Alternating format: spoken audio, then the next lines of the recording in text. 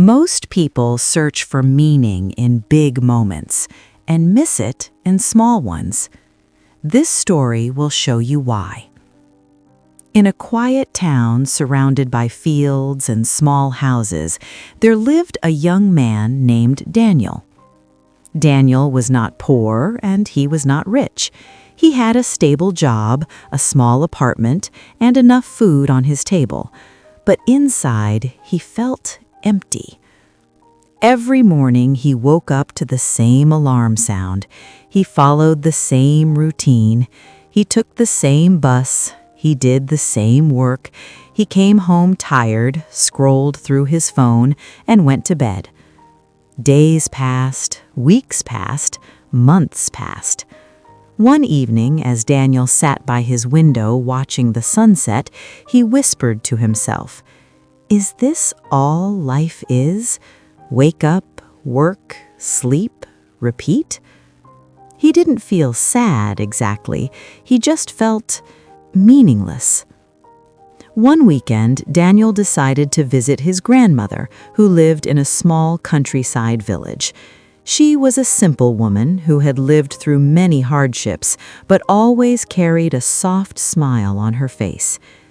When Daniel arrived, he found her in the garden, planting small flowers in the soil. She looked up and smiled warmly. "Daniel, you look tired," she said gently. He sat beside her and sighed. "Grandma, I don't understand life anymore. Nothing feels special. Every day feels the same. I don't see the point of anything." His grandmother listened carefully. She did not interrupt him. After a moment of silence, she handed him a small seed. "Plant this," she said. Daniel looked confused. "That's it?" She nodded. "Yes, but come back tomorrow morning." Daniel planted the seed in the soil. He felt a little silly, but he did what she asked. The next morning, his grandmother woke him up early. "Come," she said, "let us check your seed." They walked to the garden. Of course, nothing had grown. Daniel laughed lightly. "Grandma, it's just a seed. It needs time." His grandmother smiled. "Exactly." She sat down beside him on a wooden bench. "Daniel," she said softly, "you feel that your life has no meaning because you are looking for big changes every day. You expect something dramatic to happen, but life is like this seed." Daniel listened carefully. "It grows quietly," she continued. "You cannot see it every day, but under the soil, something is happening. Roots are forming, strength is building." She looked at him with kind eyes. "If you dig it up every day to check if it has grown, you will destroy it." Daniel stayed silent. "Meaning is not found in big events," she said. "It is found in small, daily actions. The smile you give, the effort you make, the patience you practice. These are the roots of a meaningful life." Daniel thought about his routine.